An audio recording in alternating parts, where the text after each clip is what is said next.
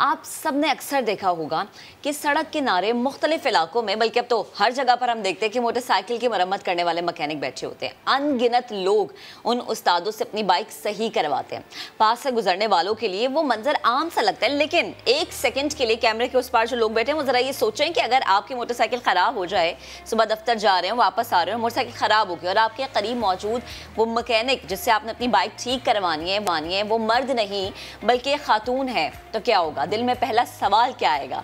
कराची में हिम्मत और मेहनत की शानदार मिसाल जमीला बीबी की मैं बात करने जा रही हूँ, जिन्होंने किसी के आगे हाथ नहीं फैलाए, मेहनत को जारी रखा, ये सोचा कि मेहनत में अजमत है और हाथ फैलाने के बजाय मैकेनिक बनने को तरजीह दी। 100 मर्दों के दरमियान खड़े होकर काम करने को तरजीह दी, शौहर के काम को जारी रखने की तरजीह दी।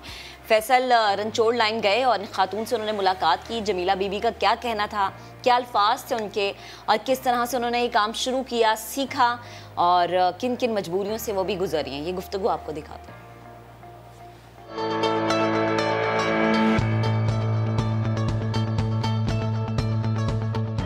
टायर में पंक्चर लगाना, चेन उतर जाए तो उसको ठीक करना या फिर ऑयल चेंज करना, ये सारे काम मर्दों के समझे जाते हैं।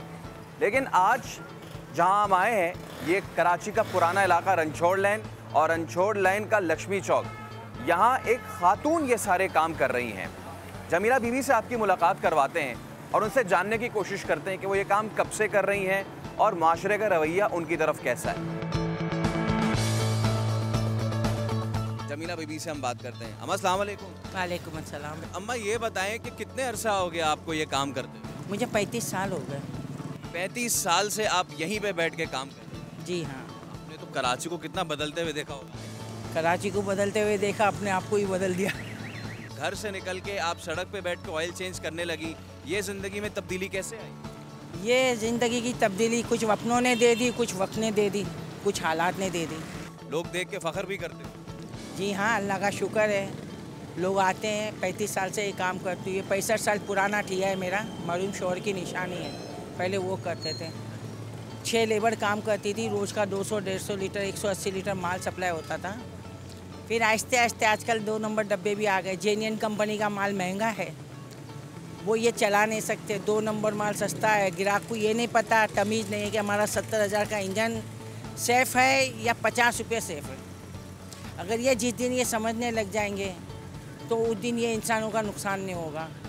अम्मा ये तो जो आप समझा रही हैं हमें जाली और असली का फ़र्क, ये तो जो बाइक ठीक कराने आते, ऑयल चेंज कराने आते हैं, उनको भी नहीं पता, और जो कर रहे हैं ये काम उनको पता है, लेकिन उनको पता होते हुए भी वो ये करते हैं। देखो, पता है, बाइक चलाने वाले को भी पता है। बंदा एक बार चोट खाता है, 2 बार खाता है। जब खुला खुला समझाते, ओपन किताब रख देते कि इसको पढ़ो। लॉकडाउन में एक गाड़ी आई थी, आपसे जितना बच्चा था, गाड़ी में मामूली सा डिफेक्ट था।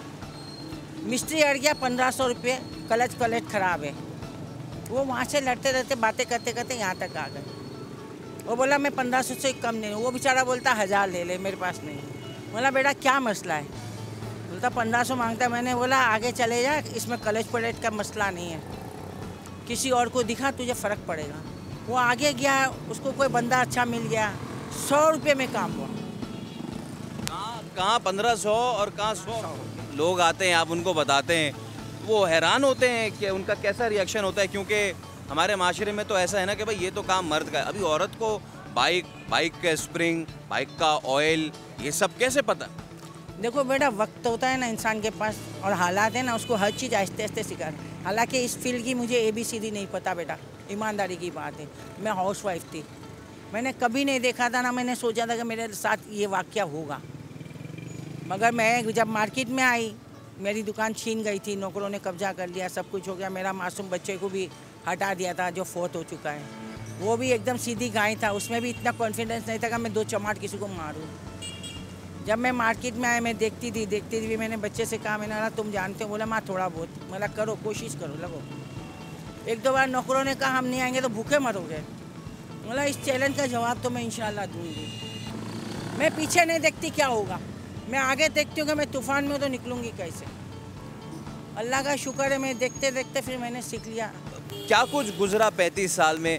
शौहर कब फौत हुए, क्या बीमारी थी, बच्चा उस ये सब ज़रा हमें। शौहर मेरे फोर्थ हुए, इनको कैंसर था, इनका बाईपास भी करवाया। जब इनकी बीमारी डिक्लेयर हुई तो मैं रिश्तेदारों में गई, उसके भी गई, मेरे में भी गई कि भाई ये मसला है। मुझे पैसों की ज़रूरत नहीं थी, सिर्फ एक मशवरे की अकेली औरत थी, कोई मेरे पास आगे पीछे नहीं था। मुझे सीधा जवाब एक ही मिला, अपना बोझ खुद उठाओ, अपना काम खुद करो, किसी को परेशान ना करो। उस वक्त मैंने आसमान की तरफ मुंह उठा के कहा, अल्लाह तूने तूफ़ान में कश्ती छोड़ना है ना, छोड़, वो मेरा जिगरा और मेरा दिल और दिमाग इतना बड़ा कर दे कि मैं किसी से ना डरूं, सिर्फ तेरे से।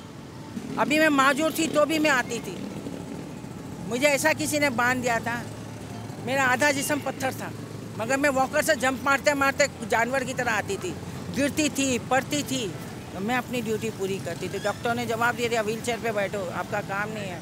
अम्मा घर में कौन कौन है आपके? बेटा अभी तो मेरी बेवा बहू है, मेरी 3 पोती है, 1 पोता है और मैं हूँ। अम्मा घर का चल जाता है मामला? बस अल्लाह ताला चला देता है बेटा, जितना सबर शुक्र से अल्लाह दे देता। कभी नहीं होता तो यहाँ वहाँ से कर्ज उठा के भी कर लेते हैं। अम्मा 35 साल आपने कराची के इस पुराने इलाके में गुजार दिए अपनी ज़िंदगी के, लोगों को आप क्या पैगाम देंगे, ख़ास तौर पे उनको जिनके नज़दीक पहली बात तो ये कि औरत जो है वो कमज़ोर है और वो कुछ नहीं कर सकती? औरत कमज़ोर नहीं है, औरत अगर खुद को मजबूत बना ले तो कभी कमज़ोर नहीं है। अभी उस पर डिपेंड बनता है कि वो घर में बैठ के खाना चाहती है, मेहनत करना चाहती है। और हमें ये भी मुझे बताएं कि आपका घर कितना बड़ा है, कितने कमरे का है, जितना आप कमाते हो बिल कितना आता है? बेटा कमाते तो अल्लाह जो दाल रोटी देता, हवाई रोजी है, चल जाता है, माँ बच्चे खा लेते, जो अल्लाह रब रोटी देता है। रहा बिल का सवाल, मेरा बच्चा बहुत बीमार था, उसको आए दिन डायलिसिस में था, ब्लड ज़रूरत होती थी, नहीं कर सकते थे, जो ब्लड देता था खर्चा भी लेता था। जाए जो कोई फ्री में काम नहीं करता है, कितनी भी जान पहचान हो, हर कोई अपना। तो उसके अंदर फिर काम भी हमारा सर्दी में बहुत ठंडा हो जाता, क्योंकि मेरी एक फितरत है कि गाड़ी अगर गर्म नहीं होती है, ऑयल सही है तो मैं बदली नहीं करती हूँ। वो रोज़ा हमें वो पैसा फलता नहीं है, तो मैं मना कर देती हूँ, भाई अभी चलाओ। सर्दी में हमारे पास वसील नहीं होते इतना, हम चला देते, अल्लाह पाक इज़्ज़त रखता है। तो वो बिल मेरा जो चढ़ा हुआ था उसको अभी मैंने क्लियर करना है, वो है 76,000 का। अब मेरे को केसी वालों से बात की, उन्होंने बोला 32,000 दे दो आप। अब मैं जफ़र जो जेडी है उनसे भी की कॉल, मगर उनसे कोई रब्ता नहीं हुआ, उनके बंदे से बात हुई, बोले आ रही नहीं, कुछ बिजी है।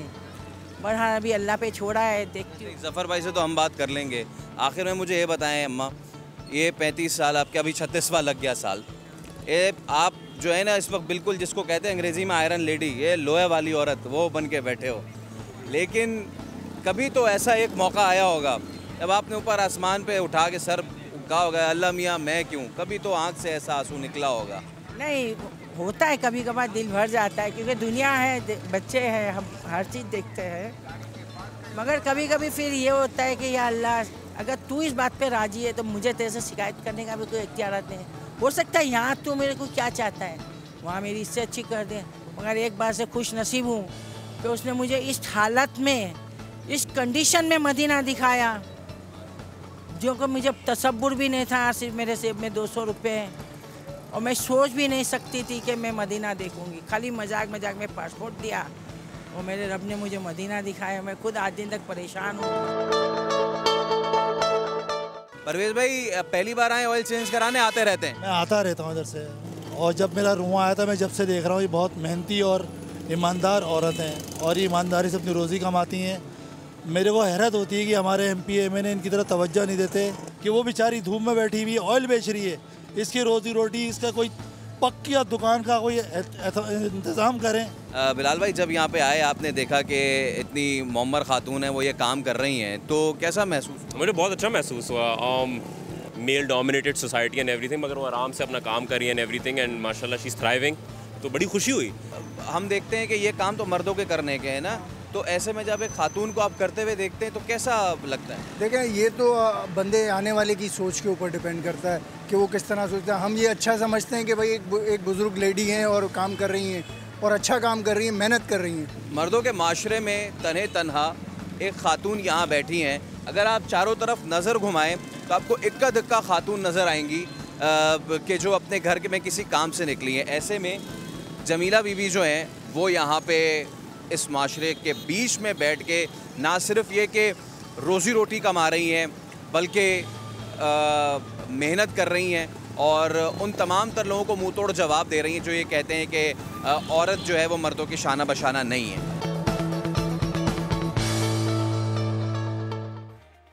तो आपने देखा कि किस तरीके से जिन्होंने हिम्मत करनी होती है वो अल्लाह से शिकवा नहीं करते बल्कि हर उसकी मर्ज़ी में राज़ी रहते हैं।